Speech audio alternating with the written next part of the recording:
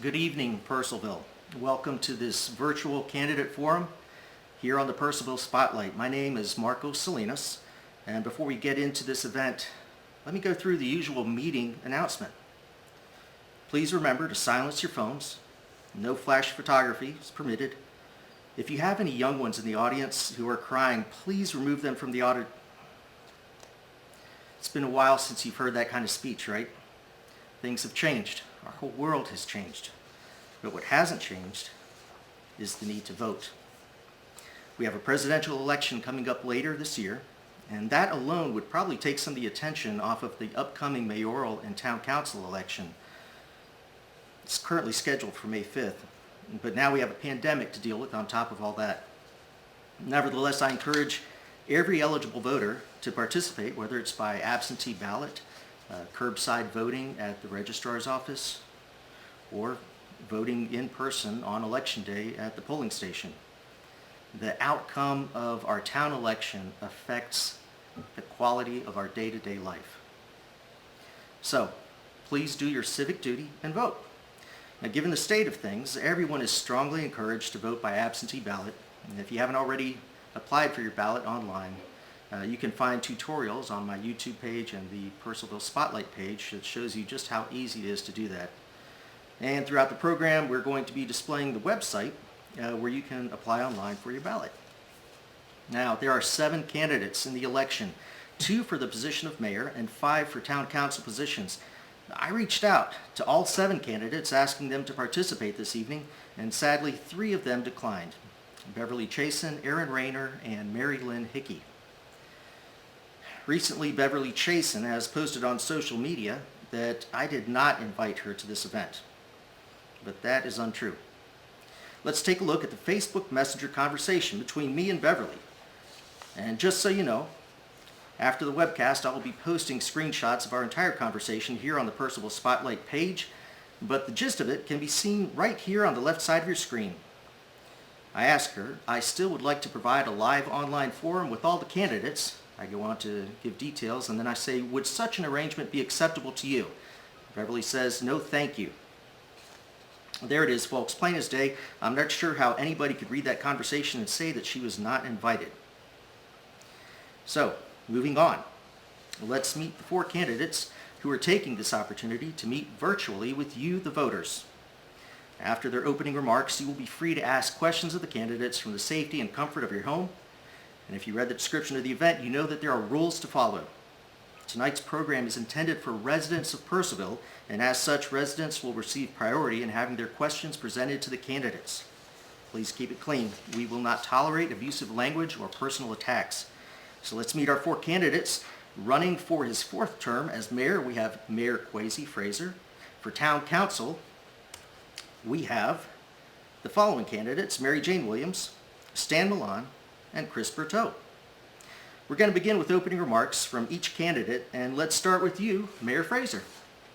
Okay, well, good evening, everyone, and thank you, Mr. Salinas, for providing this forum for us to be able to answer the questions of the citizens of Purcellville, to inform them of their vote come May the 5th.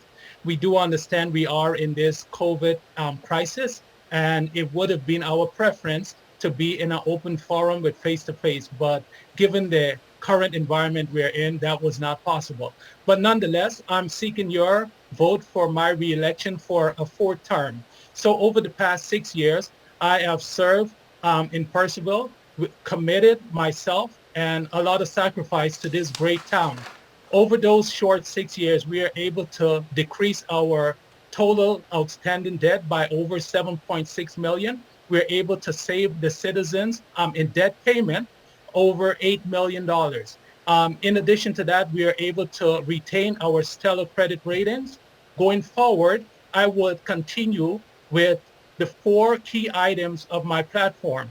Those are slow growth, innovative solution, low taxes, and infrastructure improvement. I'll now pass the mic to the other members of our slate so they can introduce themselves. And again, thank you, Purcellville. Okay, great. So, Chris Berteau, let's hear from you. Good evening, everyone. I'm Christopher Berteau. I've lived here in Purcellville with my family for the last 15 years. I've served on the board of my local HOA for the last 5 years, and I'm also currently serving on the Purcellville's Economic Development Advisory Committee, which works with town staff and the town council to help keep citizens' taxes low by bringing innovative new uses to the more than $125 million in town-owned property. Like Mayor Fraser and my fellow candidates Stan Milan and Mary Jane Williams, I'm committed to slow growth, innovative solutions, low taxes, and improvements to our infrastructure in Purcellville in order to keep this small town feel that we have all grown to know and love, and to keep moving forward with minimum disruption. Thank you. All right, thank you. Stan Milan, how about you? Hello, town of Purcellville. My name is Stan Milan. I've lived in the community for the past 10 years. I'm a retired Navy submariner. I was a Fairfax County Reserve Deputy Sheriff, and I moved here to Purcellville because of the small town atmosphere. And as my previous slate members stated, I'm supportive of slow growth, innovative solutions, lower taxes, and infrastructure improvement. As we sit in our homes with our families during this COVID crisis, we have had time to sit and ponder what would be best for Purcellville. We've been able to really notice the small town atmosphere since we are not allowed to travel afar from our home. It's quiet here, it's peaceful here, and you can walk in the neighborhood and not be distracted by outside noises or traffic passing through the community. We want to maintain that small town atmosphere and keep it fresh and innovative. Thank you. Thank you, Stan. Mary Jane Williams, how about you? Good evening, and thank you again for joining us in our discussion with the residents of Purcellville. My name is Mary Jane Williams, and I am running for town council. This is my first time entering the field of politics, although I've taught government to high school seniors for more than 30 years. As a teacher, I stress with my students that students need to get involved, especially at the local level, since this is where your day-to-day decisions are made, those that probably impact us the most. So in March, I decided to heed my own message and entered the race for town council. Together with Chris Berteau, Stan Milan, and Mayor Fraser, we stand together on our platform of slow but responsible growth, using innovative solutions to help grow our economy while maintaining our small town charm and community development. Our goal is to work on fixing problems with our infrastructure, but with the innovative economic growth, we hope to maintain our current tax structure. We look forward to your questions tonight and hope to hear your voice through voting, either absentee or in person this May. Thank you, and please respond with your questions. All right, thank you. Okay, so we're ready to open it up to questions, and our first one is coming from YouTube. Let's see here. This is a question for the mayor and the council candidates. How will you stabilize the water and sewer budgets without raising the utility rates, since none of the monetization efforts have succeeded? Okay, that's something to talk about. And have the monetization efforts really not succeeded? Maybe you can address that part of the question as well. Okay, just to clarify, the monetization effort has not been committed to succeeding. And when I say that is that we have not received the commitment to move forward with several of these monetization efforts. For example, the monetization effort with the carbon sequestration and nutrient credits can provide this town millions of dollars in additional revenue that can then flow into reducing our debt. So to say the monetization effort has not succeeded is inaccurate. The monetization efforts need to be championed and move forward.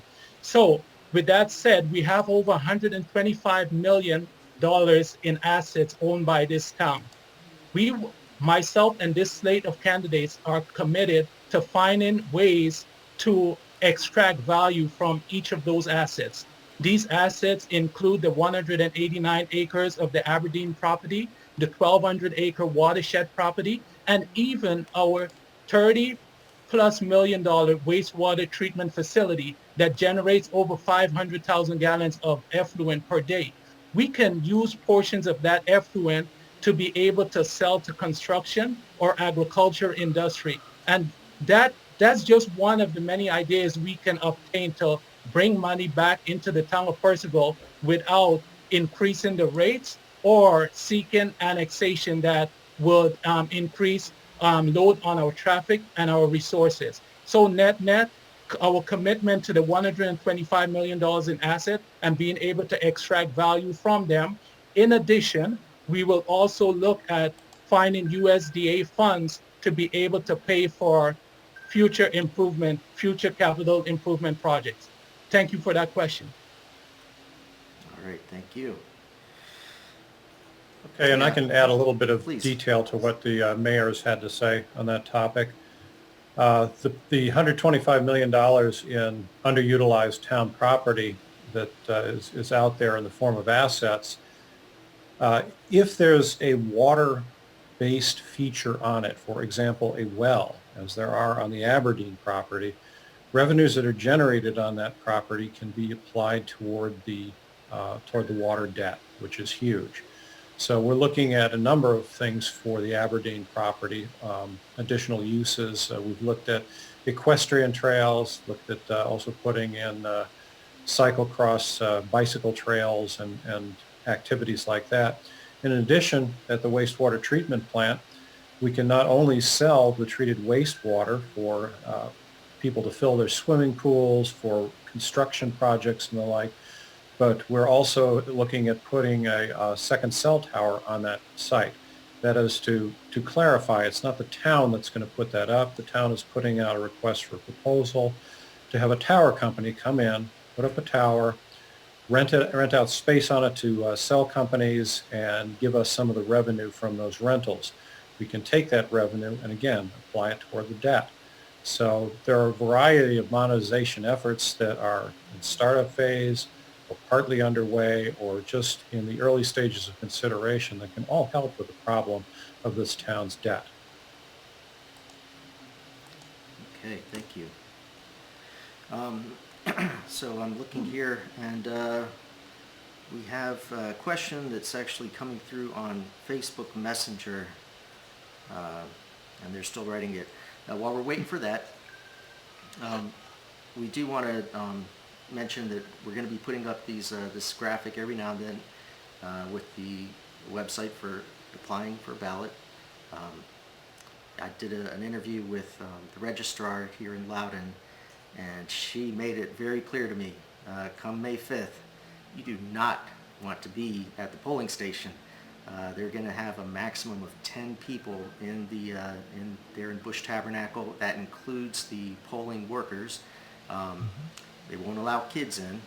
And of course, if you leave your kids in the car in a hot day like that, I'm sure somebody's going to call the police. So just all these factors, please use the absentee ballot method. So now we're going to go over here, and this is one of the questions coming in. How will you lower the town water rates? Well, we kind of touched on that now. Can somebody maybe give us a little bit of a background on the waste treatment facility and maybe how this whole thing materialized? Yeah, so I will take a shot at that. So back in the early 2000, Purcellville experienced significant growth. And in that growth, there were estimation of further growth going into further into the century. And with that anticipation of growth, the plan was to make available water and sewer facility for that growth. Well, that growth did not materialize, and the town of Purcellville was held with a bill of $30+ million for a wastewater treatment facility. So with that growth strategy in mind, and the growth did not materialize, the citizens of Purcellville are now held with this significant debt that they need to pay. And so the debt is now, for just the water treatment facility, that debt is now at $30 million. So that's way of history. When you plan for these growth and it did not materialize, you're held holding the bag. And that's one of the issues, the major issues with a growth strategy like my opponent has, but she would not come out and say it. All right, thank you. And I'm going to ask that the audience bear with me for just a moment. I'm going to click on this screen and there might be some audio feedback.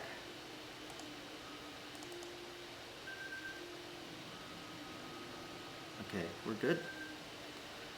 All right, so we do In the have a back, question and here. that's one of the Oops, there it issues, is. the major issues with. Okay, sorry about that. All right, so we've got several questions that come in. This first one for Mayor Fraser. There's been much discussion from your opponent regarding the financial indemnification of lawsuits from members of the police here in Purcellville. Can you discuss exactly the financial impact to the town and citizens? And because of the lawsuit, because of the lawsuits. Yeah, and this goes back to my point. When lawsuits are involved in a municipality or in life, you need to be careful as to what you can disclose. We have been transparent in saying what we can be transparent about and what we cannot be transparent about. So it's again that balance of the prudency of transparency versus the vanity of transparency. What I can tell you tonight, folks, is that the lawsuit is nowhere near $30 million or any of the numbers that my opponent is so freely spewing within social media and throughout the town of Purcellville. If my opponent knows something I don't know, that means that there is something wrong with that. And so what I can tell you is that the $30 million that was stated by my opponent is a fallacy and it's inaccurate and it is irresponsible. In addition, as you all know, we have maintained our AAA credit rating and our Auto Stellar credit rating. Don't you believe the top 3 credit rating agency in the country and in the world will look at our financial situation, including the lawsuit, before they grant us those credits? Yes, they will. So again, it's not anything near what my opponent is stating. Thank you. Okay, thank you. And so now we want to go to another question, which is Fireman's Field. So what plans do you have for Fireman's Field or ideas? Who would like to take that first?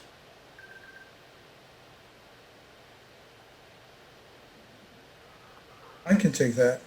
There's a lot of things that can be done with Fireman Field. We can include and increase the amount of activities that we currently have at Fireman's Field.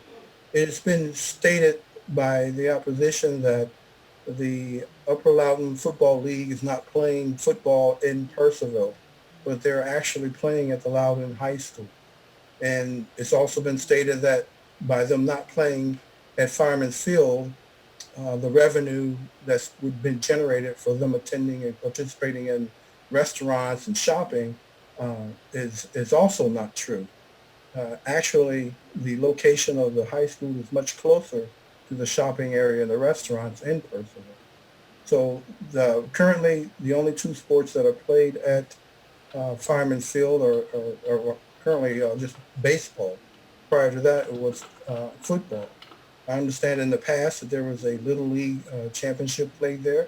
We can pursue bringing them back and look at what was needed to get them here in the first place. There's other leagues that can come and play there that may need to be looked at and pursued. Okay, thank you. We want to move on to the next question. And this is something for all the candidates. It says, do any of you or members of your immediate family have a potential to gain financially from annexation and associated business development of that annexation? I can answer that. No, my husband, my son, and myself do not have any ties to anybody annexing property. We actually benefit from keeping Purcellville with a small geographical footprint because it keeps our roads somewhat less congested than if we annex, and our infrastructure might be able to handle the population we have. Okay. Who would like to go next? Stan? I have no ties to any potential recoupment of investments for any annexation in the town, nor does anyone in my family. I'm just a citizen here like everyone else, making a living and living day to day. Okay, thank Thank you. you. Chris?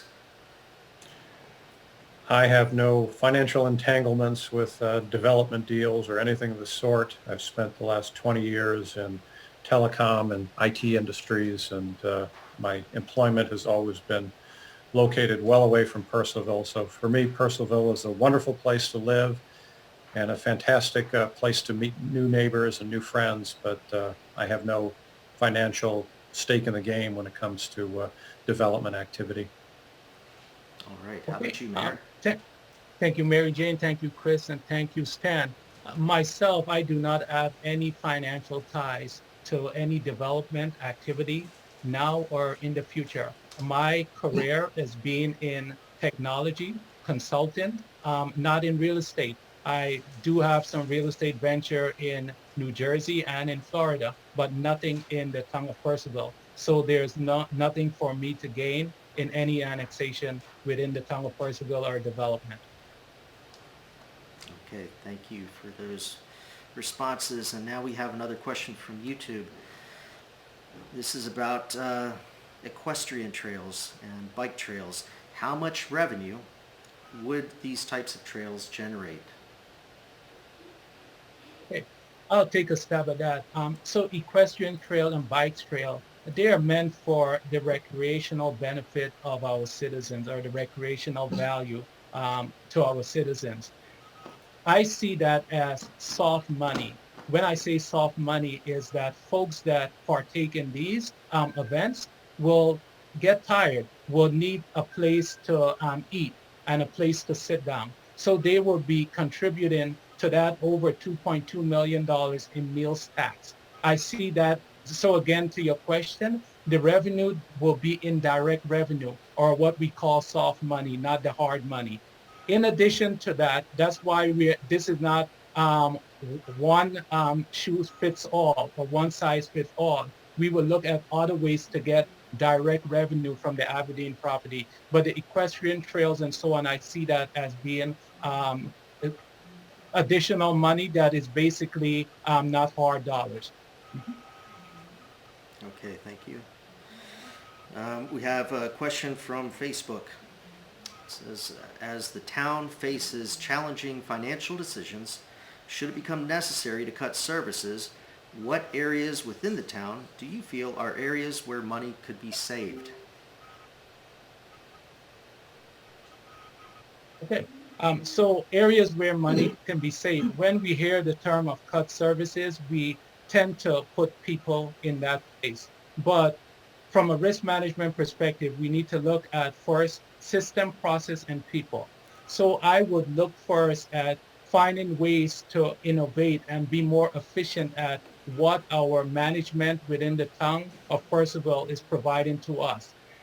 Looking at the $125,000 a year we pay to Dominion, I would see a need to work with Dominion in a purchase power agreement so we can lower that operational cost. By us lowering that operational cost, that means more money going into our coffers to be spent on other initiatives. So before we think of cutting services, we need to do an inventory again of that $125 million of assets we have and see ways that we could have those assets work for us. A simple initiative that occurred about 3 years ago was to look at our cash assets, what we have in the bank, and being able to reallocate it to different funds whereby we could increase the interest we are obtaining from that. And again, that's having our cash dollars work for us. So to the question again about cutting service, I will first look at being able to extract cash from the assets we have. Excellent. Any services that are that something that the other candidates would maybe look at as far as pulling to save money? I think I can answer that to some degree. I don't have a full accounting of exactly what services the town provides, but there was a study that was done for the town a couple of years ago, an operational assessment in effect that, among other things, asked what services are being provided, which are being provided efficiently, which are not being provided quite so efficiently, which must we have, which are possibly optional. So I think we could start with that study to come up with some candidates for discussion by the town council if push came to shove and we actually needed to cut services and had no other choice. Okay, thank you. Your mic is off, Stan. In addition to that, as Chris stated, we can look at some of the redundant things that are being done that costs that may not need to be continued in this new era. After we come out of the COVID-19, we may see that some of the things that we were doing are not valid anymore. So that could be a one means to cut costs. It may be a service that's no longer required. Okay, thank you. Mary Jane, anything? Yeah, I'd like to add that try not to target right away your parks and rec because this is the outlet for the young. There are other ways we can look at either cutting, like being a teacher, your paper usage, do more things online, whether it's zoning permits, doing these nice little conferences online. There are ways that you can reduce costs without, as the mayor said, cutting positions. Okay, thank you. And so we have another question here. If you are elected, what will be your first priority? So this is going to go to everybody. And how about if we start first with Mayor Fraser? Yes, my first priority would be comprehensive plan. The comprehensive plan represents the people's vision for the town of Purcellville 5 to 10 years into the future. This plan is meant to guide zoning. As we are the candidates of slow growth, we need to make sure that the way we are able to move forward with a slow growth platform is to make sure that we have zoning that is in alignment and lockstep with that comprehensive plan vision of slow growth. So that would be my primary objective as we close out on the comprehensive plan, roll into the strategy and planning for the zoning. And with that said, community input will be key to that to move forward. And again, that would enable us to deliver on what we promised to the citizens of Purcellville. Okay, thank you. Mary Jane, what would be Yeah, your I'd like first? to piggyback actually on what he said about community. My goal is to actually somehow listen to all the residents. I really would like to see the young have a say in our government along with all the residents. And the mayor brought in the idea of bringing in community after we get this comprehensive plan and listening to them. What do they want to keep Purcellville, what they moved into Purcellville for? Okay. Stan? Yeah, one of the things I would look for is to see if the staff can research grants and loans that could benefit the town. We have property that can be developed or improved and utilize some of the developers and builders in the community with their talents that can renovate some of the property that we have. Case in point is Pullen House. That area could be renovated to be allowed for the youth to use as a community center for them. Currently, there's no facility or no place for them to go to use their energy that they have. That would be a good project for the schools to have for the talent in the schools, for the architects and the builders and the plumbers and electricians that may have the skills in the high school to renovate that facility. And also look at the redundancy of some of the services that the staff may be doing that may not be relevant any longer. Okay. Thank you. Chris? Yes, thank you. I'd like to move forward with renewed vigor in pursuing the monetization efforts, particularly with respect to selling treated wastewater. There's certainly an adequate market for that in this area, and other efforts, including those aimed at putting in trails on the Aberdeen property and a number of other initiatives that have been discussed. It's time to get past the discussion stage on a lot of these, and time to move forward not so much at the speed of government, but at a speed that will help to bring these benefits of the town-owned property to Purcellville citizens as soon as possible. Okay. Thank you. And we have another question from YouTube. Okay. The other slate of candidates state, they claim incorrectly, that the operational audit cost is $100,000. All of these expenses are full and open to the public. Can you speak to the actual cost and what was found? I'll take that. So the operational audit, the cost is $69,600, and that is open to the entire public. We have a transparency portal that was implemented over 4 days ago, 4 years ago, and with that operational audit being right there in clear view, the 3 candidates that are running against us could easily open that portal to see the actual cost.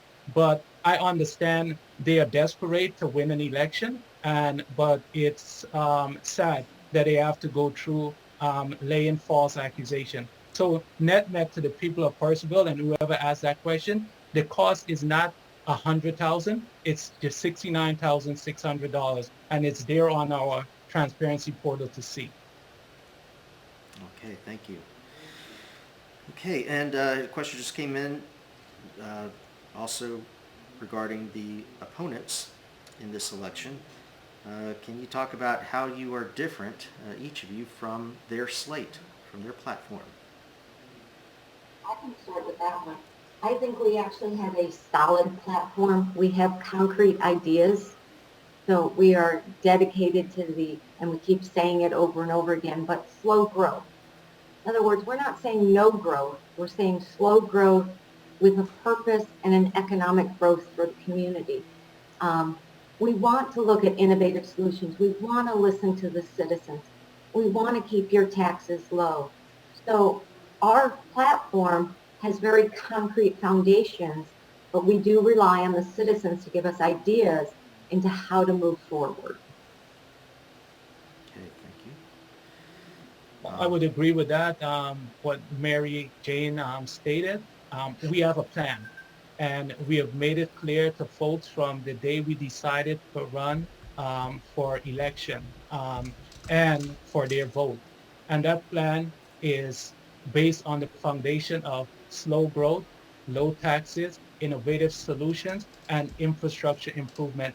All things that combined together are what our citizens need. But we will not get there on the first day of being sworn in and enact policies that would be counter to what our citizens want. We will continue to hear from our citizens and move forward with their needs and aspirations for this town.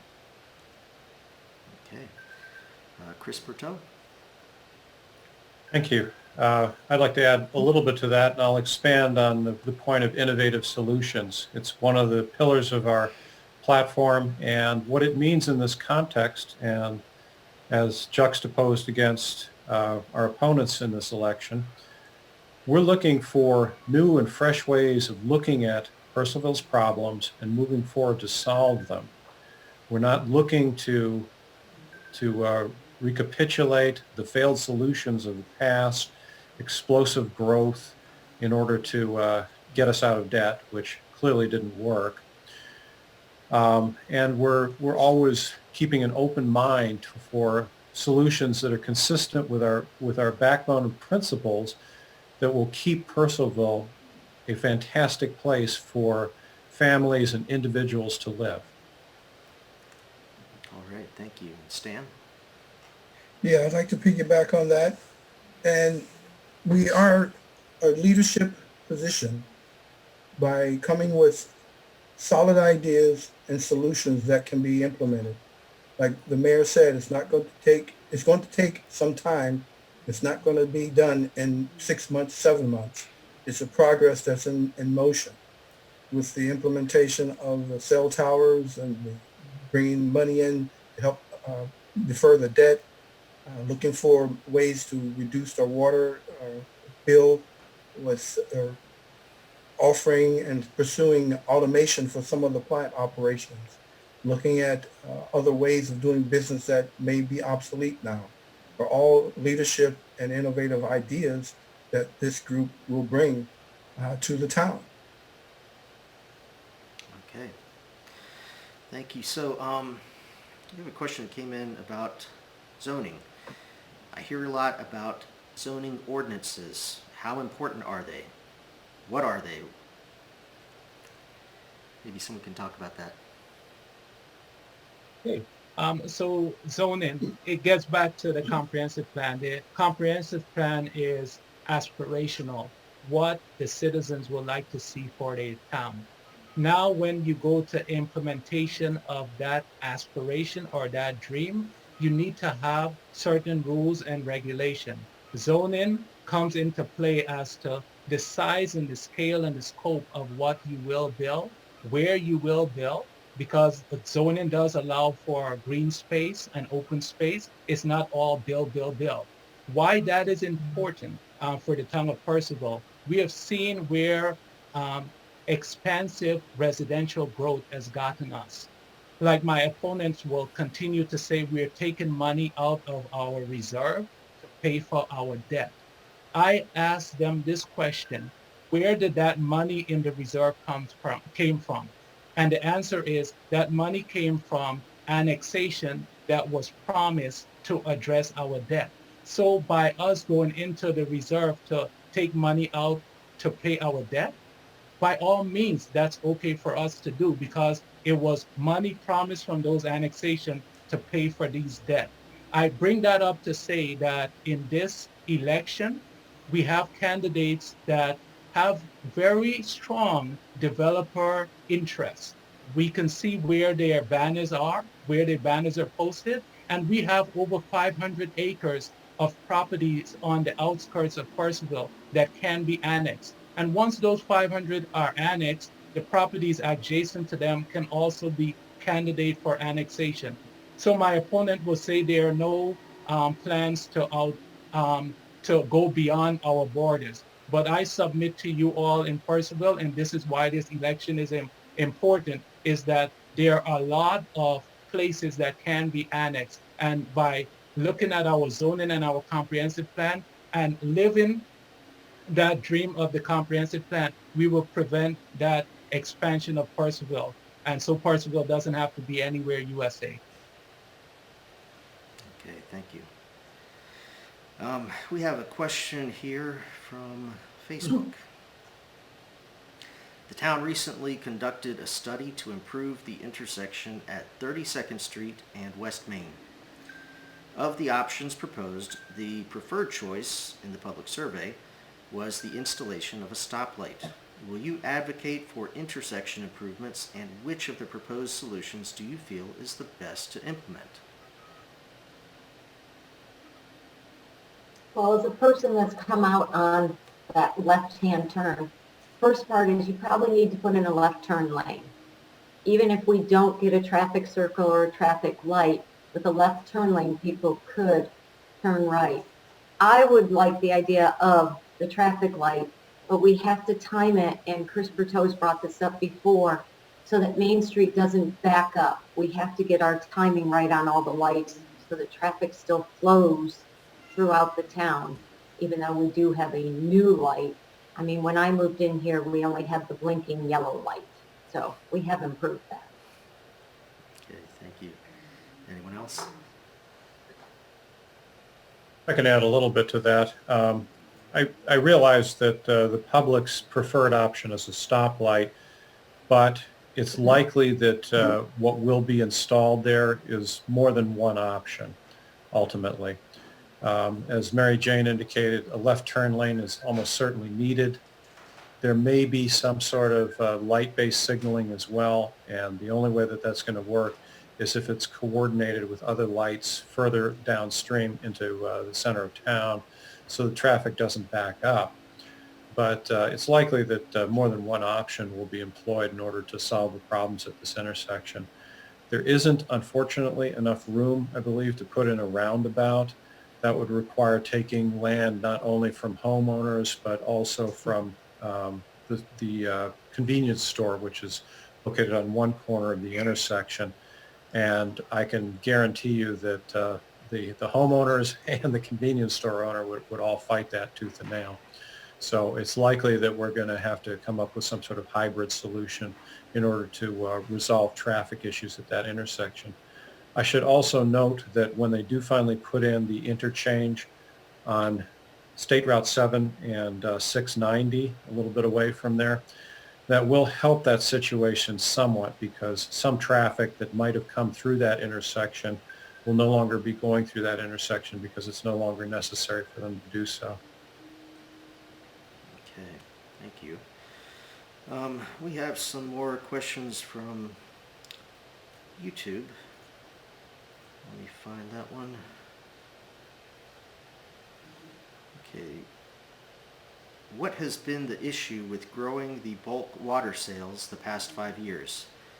The town has always sold bulk water, but I have not seen any substantial growth. And thank you for that question. And this goes back to prioritization. The initial question we started the night with was on the false premise that we have failed with our monetization. We have not failed with the bulk water either.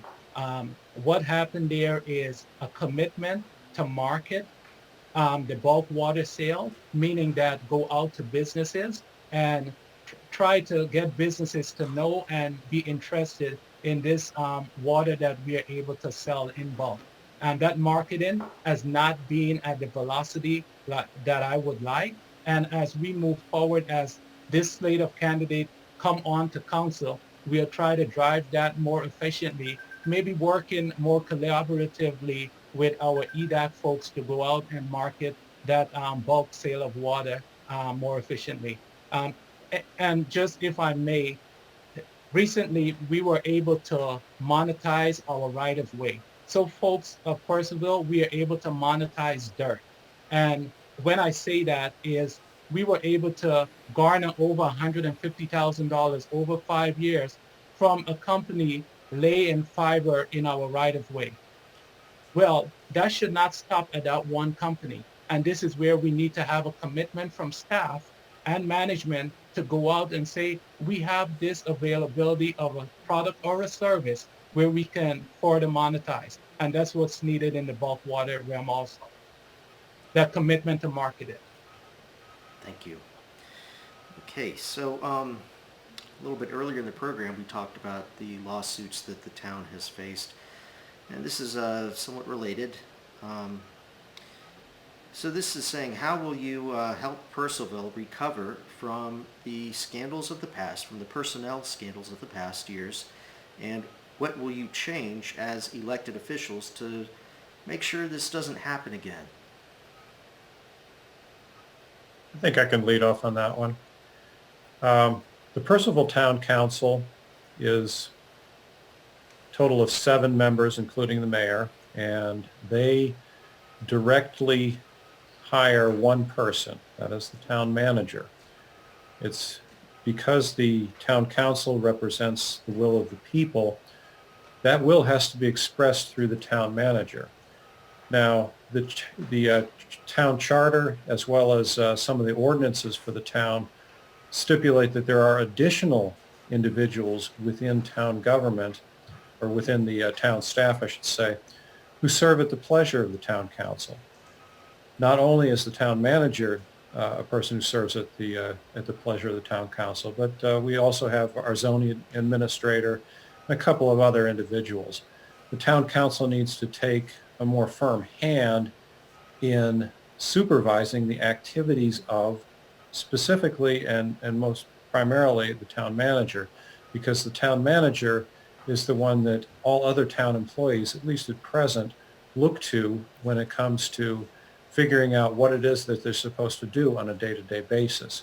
So if they're getting bad direction, the town council needs to know about that, and the town council needs to do performance reviews of the town manager, as well as other at-pleasure staff members, just to make sure that the will of the people is really being expressed among the employees or those employed by the people.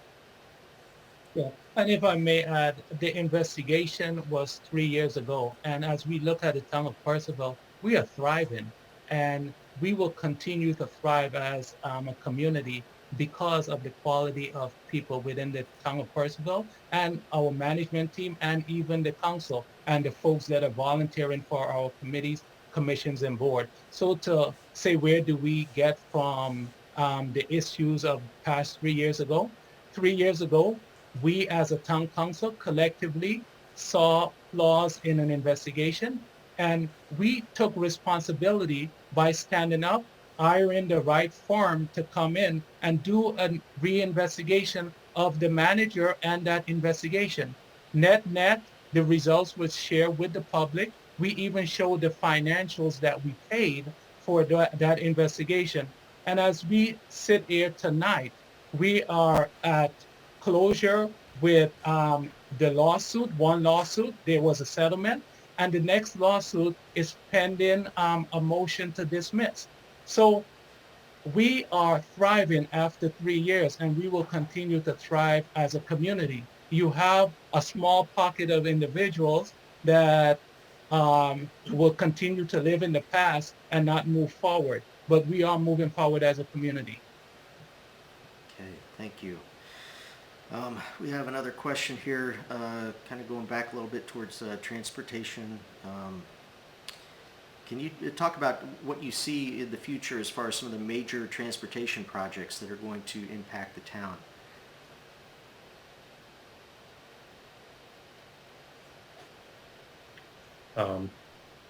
I think it's a somewhat long list, but I would start with improvements that are being planned for the intersection of 287 and Route 7. That's a big one. It's a very unsafe intersection. Continuing on, there's also the intersection of Business Route 7 and 690 or 32nd Street, which we talked about a little earlier. And then finally, there's the 690 interchange. That's going to be a big one because that's going to change traffic flow all over town, especially along Hurst Road and Main Street. And I think others could add to that list, but those are the big three in my mind. Okay, thank you. Anyone else? I agree. 690 and 7 is a major one. Not to restate that, I agree with all three of those. Okay. That's a big one. It's a very unsafe intersection. I apologize. We had a little bit of audio feedback there. So let's go to the next question. So, if elected, what can you do to create stability so that town residents don't have to face huge hikes in taxes or utility bills? I can start with that one. I think that all of us agree that we need to find new ways to bring revenue into the town, whether it be the Aberdeen property, utilizing properties that the town already owns, working with small town businesses, bringing in more and more revenue, or even hosting more events that bring in, as the mayor said, soft money to the town. That way, by bringing that extra revenue, we can use it for our services so we don't have to make the taxpayers pay for the services. Okay, thank you. As Chris Botel stated earlier about the staff working in conjunction with the town manager, we could incentivize the staff to look for new ways to do business in the town.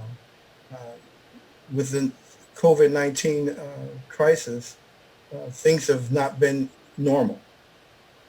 And with this change that we're undergoing now, we can look at other ways to bring in additional revenue via grants or innovative business opportunities, looking at the current property that the town already owns that can be incentivized to and bring in additional revenue. There's a great staff, and just give them the opportunity to explore new and adventurous ideas that can help the town based on what the town's people request. They may have ideas within themselves that may feel intimidated to bring forward, but all options are open, and as long as it fits in what the town people request. Okay. And I can add a little bit to that. Thanks, Stan, for bringing up incentivizing the town staff. I'd really like to see them incentivized to take risk. And by risk, I mean looking for opportunities for improvement. If they're in a position where they're safest when they just go with what they know and go with the solutions tried in the past, that's not going to work for us going forward. We need them incentivized to try new things, even if they occasionally fail. There should be no harm in that. But try new things so that they can come up with some new solutions for us. Because to repeat what Stan said, we have some wonderful staff there. We need to give them the right incentives to do an even better job for the town. All right, thank you. And Chris and Stan, you hit the nail on the head.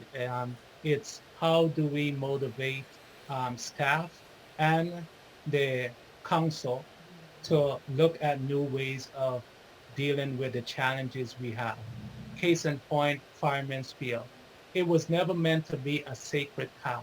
When I say a sacred cow is all of the tax dollars, 81% of the revenue of Fireman's Field come from that field district tax. We need to look at ways that we can diversify our revenue at Fireman's Field. And one way can be increasing the events at Fireman's Field. So we could have gospel choir, we could have a movie in the park, and so on. But we need to be able to encourage staff to look at these unique ways of generating revenue. They keep their job in doing that, and also they're making the vitality of the community more vibrant. Okay, thank you. So we're going to another question here. Residents of the town pay taxes to the county and the town. What do residents get for those extra taxes?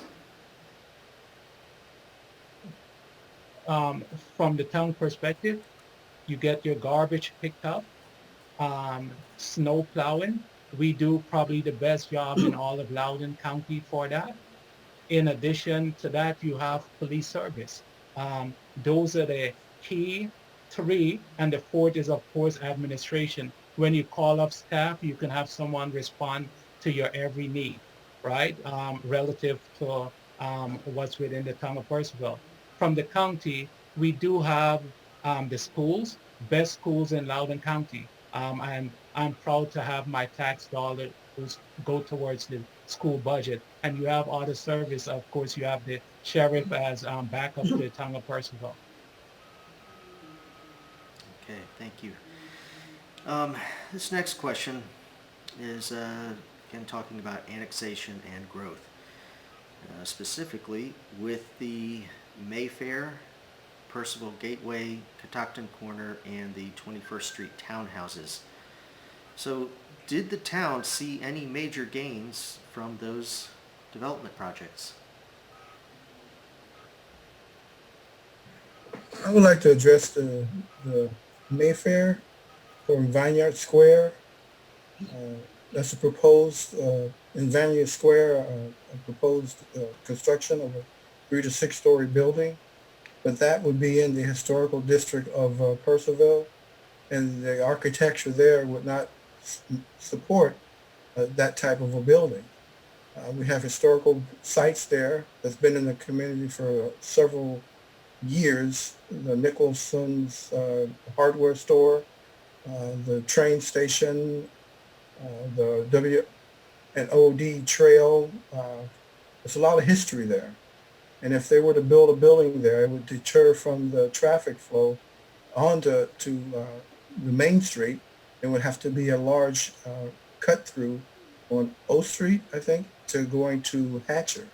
And those houses in that area would be disrupted and the flow of traffic would be horrendous in that area. So it's a small street, it's a one-way in, and you have to connect to 21st Street on the opposite end going toward the martial arts academy there.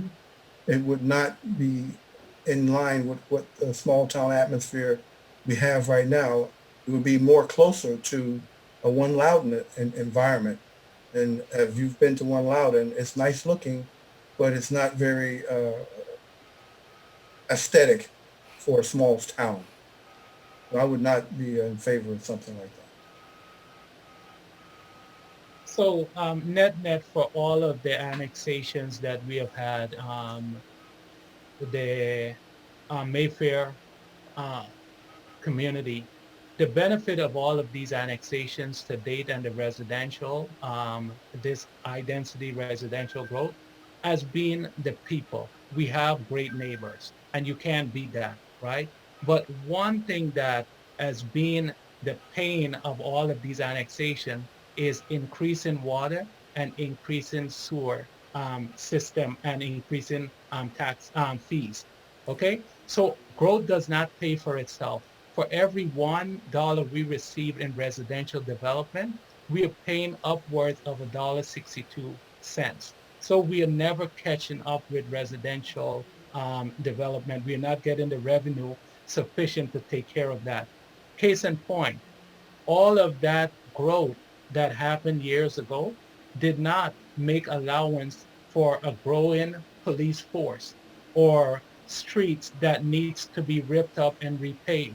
It did not make allowance for a dwindling water resource. No, now we need to go out and add additional water resources to the town of Purcellville. And also that growth also made folks open the eyes of many to believe that that growth will go to the sky. And with that vision that it would go to the sky, we invested over $30 million in a wastewater treatment facility, and the growth did not materialize because that growth just went back. So what I submit to the people of Purcellville, on a slate of slow growth, we are not focused on why. We are focused on evolve your thinking and the way you approach these problems, or you would perish. Okay. Great, thank you. We have another question here coming from YouTube. It's regarding the timetable for the comprehensive plan. It seems like they have an idea as to what is causing the delay. They want to ask that as a question. So do you think having staff work on several different initiatives and their normal day-to-day activities that are often time-sensitive to the public has led to the delay in the comprehensive plan and different key projects that have taken much longer than originally planned? No, I think what has led to the comprehensive plan, and I'll say it to the public, is the beginning of the plan. We are dependent on a contractor who has provided us with a proprietary software that we cannot exchange information back and forth. And we have to depend on the engagement with that contractor just to make subtle changes that we have discussed. So we do have staff dedicated to the comprehensive plan.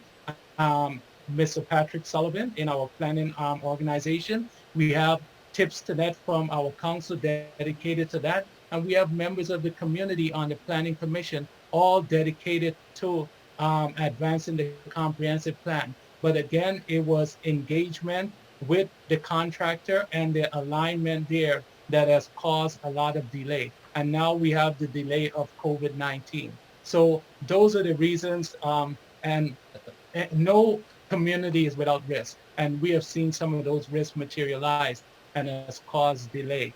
So it has not gone through with the velocity that we would want it or expect it to have gone through. Okay.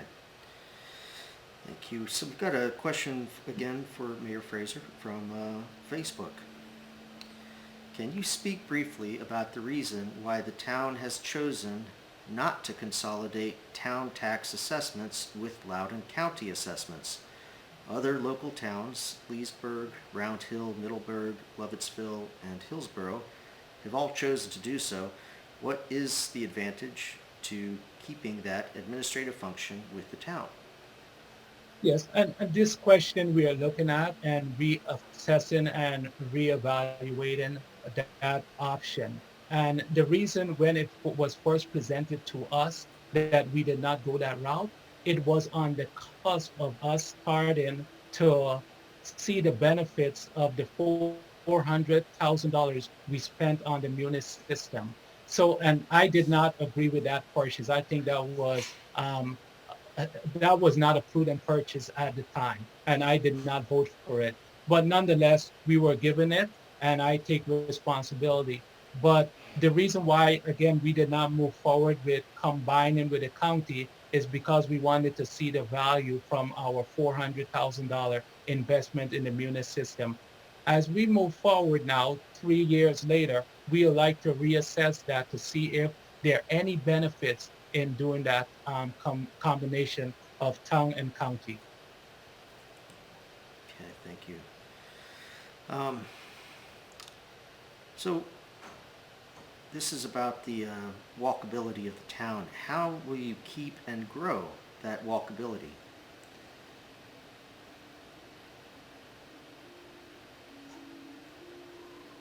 Okay, go Chris. I'll have to answer that question without knowing a great deal about it, but I do know to some degree of completeness how complete our sidewalk systems are. I know that there have been a number of initiatives over the past 10 years to build in individual sections of sidewalk where they were egregiously missing. Notably, there was a section of sidewalk on A Street leading up toward Blue Ridge Middle School that was missing until quite recently, and other areas like that. I know also that there's a large section of sidewalk going in along Hurst Road that provides a very long walking path that's available to people. I do not know how complete the sidewalk system is with respect to large parts of the town. It's certainly well sidewalked, and where it's not, it seems to be mainly fairly low traffic residential streets in the center of town that don't necessarily have sidewalks. I think all of that makes for fairly good walkability. Something that could enhance it are signaling options, particularly along busy Main Street and that sort of thing that would help to make it even more pedestrian friendly. I've seen them put up flag systems for pedestrians to walk with a flag in order to make themselves more visible to drivers and keep drivers from just continuing across the crosswalk, which is both illegal and dangerous. But I do not know, and I'll have to ask other candidates to speak up, just what the long-term plan is for improving walkability. Just that I do favor it, and I run around in town and I walk around in town, so I definitely appreciate I appreciate a good, interconnected, and safe sidewalk system for pedestrians. Thank you. And we do have a thank you, Chris. We do have a transportation plan, and we need to revisit that and revamp that transportation plan.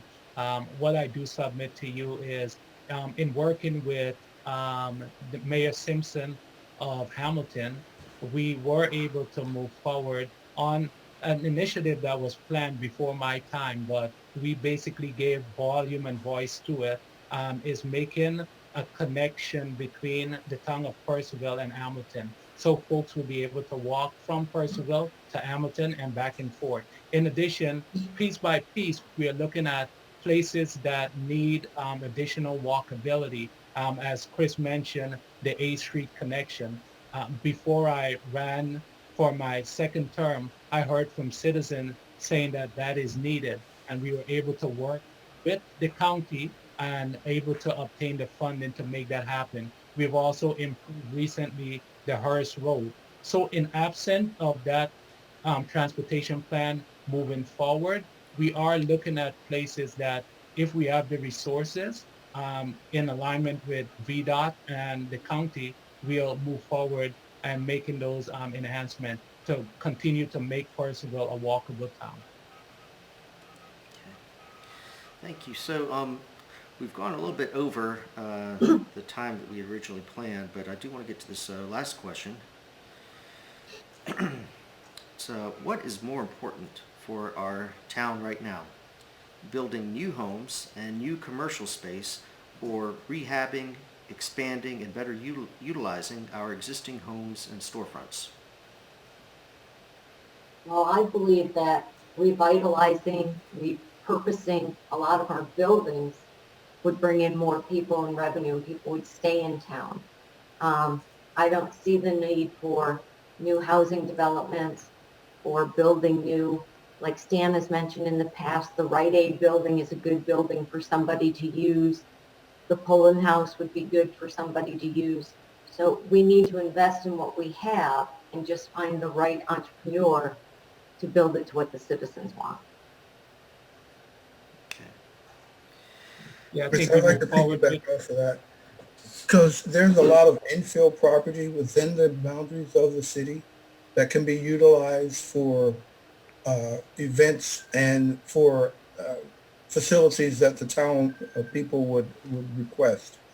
Uh, Poland House is one. The Rite Aid building, we're looking to find a location for the police department. That building already exists. It's a very large building, and it can be renovated or outfitted to be a two-story building, where one portion can be for the police department and another section upstairs could be for emergency response center. Uh, there's a lot of opportunity in the town without having to go to an annexation to expand the town. That by using the infill property would not put a burden on the infrastructure per se as it would be for annexation and building 200 or 300 homes on the outskirts of town. yeah. And And I would, I go ahead. oh, sorry. I can add a little bit to that. I've long thought that the town should look into ways to incentivize landlords, particularly of commercial property, who let their property lie vacant for long periods of time in hopes of getting larger rents. For a long time, Purcellville was effectively a duopoly in its commercial office and retail space. So there are examples of that, of spaces being vacant for long periods of time. The what's now the ABC store it was vacant for, I think, the better part of 5 years after Blockbuster went out of business. And it's because they simply couldn't attract a tenant at the rate that they'd been asking. I think the town should look into ways to incentivize landlords to fill up properties and keep them in good repair. Another complaint about the duopoly was that they would let their commercial properties languish without necessary repairs. My children's pediatrician, in fact, had to move twice because her office space was not really usable as a medical office, given the sorts of problems that were left unaddressed by the landlord. And again, I think the town could look at ordinances or other ways to incentivize the landlords to rehab these properties and bring new tenants in, so that they don't just lie vacant rather than building new. Yeah. And I would agree with Chris, Stan, and Mary Jane. We need to work with what we have. And we do have a lot of assets. We have an inventory of all of these assets that we can work to further monetize and extract value from, instead of going and build new residential homes, because we know for every $1, again, it's $1.62 that we pay in services. Case in point, about 4 years ago, we took a dilapidated asset that was owned by the town. It was our old maintenance facility, and we did not take one taxpayer's dollar, but we were able to work with a private entity, and they converted it into a maker space, which is now a community asset. And recently, that maker space was able to use 3D printing and laser cutting to make facial masks in our fight against this COVID um, epidemic.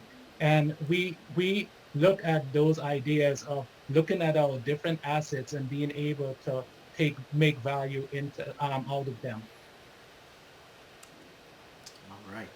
Thank you. So we've taken a number of questions from the audience, and I think we're at a point now where we're going to wind up with some closing remarks from each of the candidates. So I want to thank you all for joining us this evening. Mary Jane, Chris, Stan, and Mayor Kwesi Fraser. And now I want to give the floor to you to give us your closing comments. So Mary Jane, how about if we start with you? Thank you. Thank you for the evening. We'd like to say thank you for spending your evening with us. Throughout the course of the evening, we've stressed that we have concrete solutions to many of the problems. Our goal is to work with the residents of Purcellville to solve any problems and to listen to the residents. As a teacher, I often stress that students need to take your time to make decisions. This is your time, voters. Research the issues and the candidates. Find issues that matter to you and research both sides. As you've noticed, the 4 people tonight have solid suggestions for many concerns. I cannot promise that we will fix everything, especially in the first year or first 2 years of our term. But we'll work with the town staff and the town council to solve as many as possible.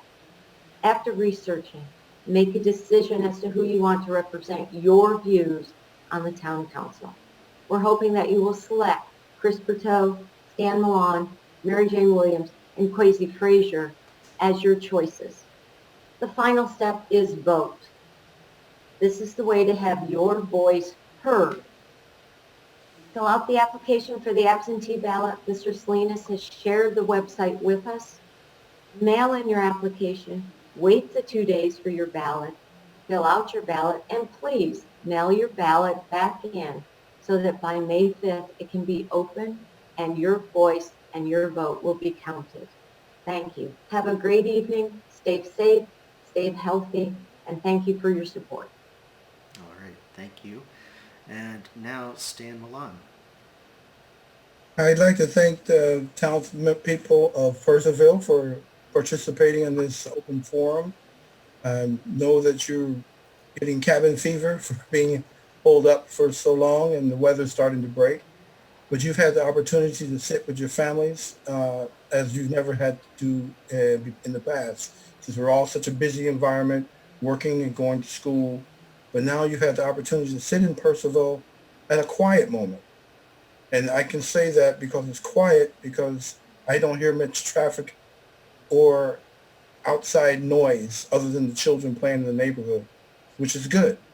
Purcellville is one of the safest towns in Virginia. And my comment is, and oftentimes candidates run on what is popular and convenient, and then once they get in the office, they change and perform their hidden agenda. As you have witnessed tonight, no one here has a hidden agenda. We've all are advocating the same philosophy: slow growth, infrastructure improvement, lower taxes, and innovative solutions. Those are signs of true leadership. They are founded in fact and example.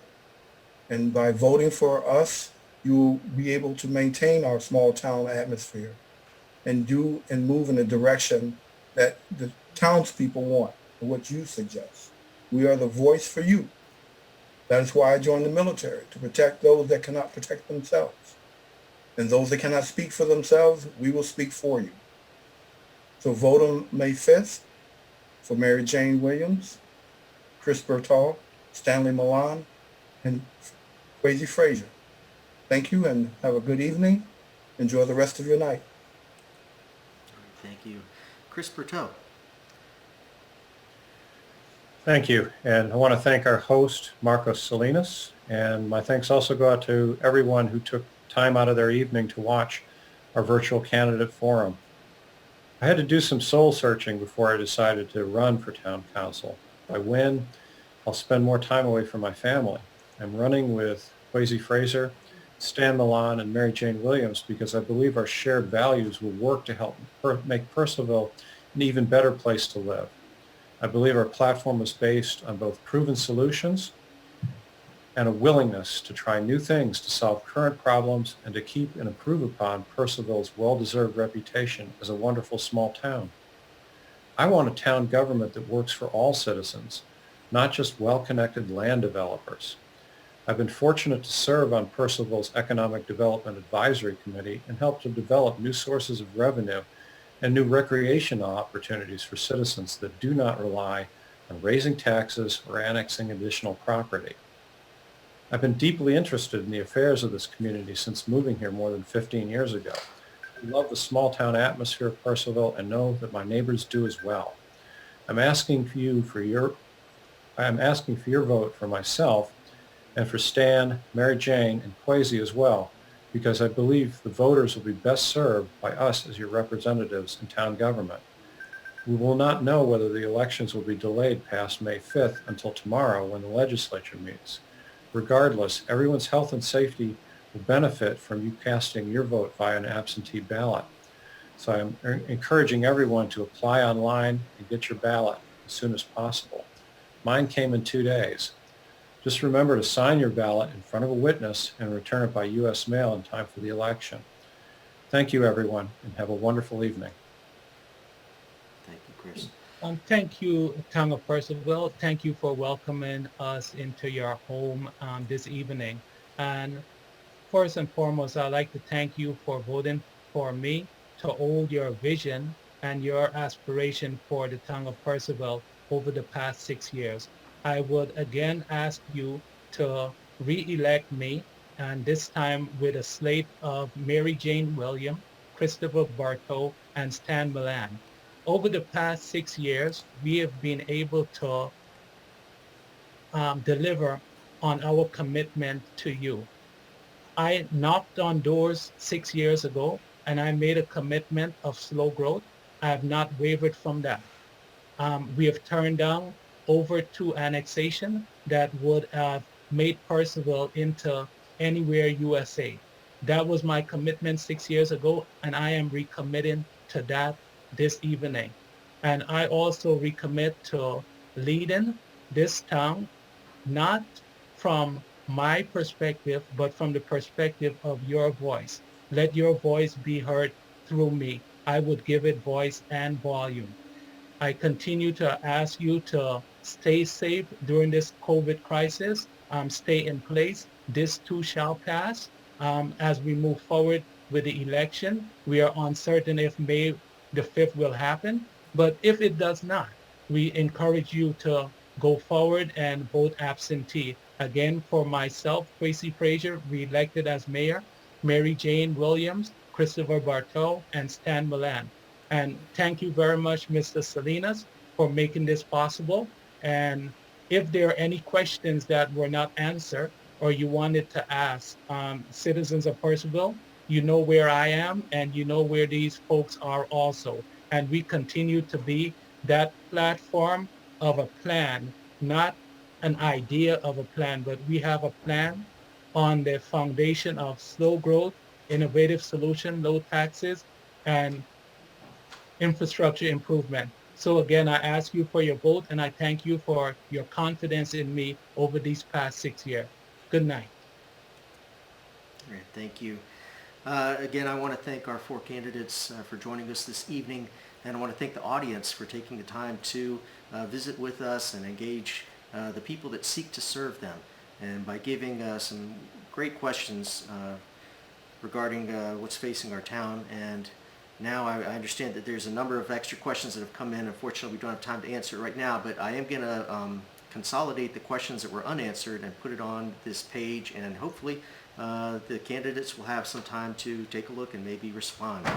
So, to my fellow residents, thank you for joining us this evening, and please remember to like and subscribe to my YouTube channel, join my Purcellville Spotlight page on Facebook. Most importantly, don't forget to vote in the election, preferably by absentee ballot, and most of all, stay safe.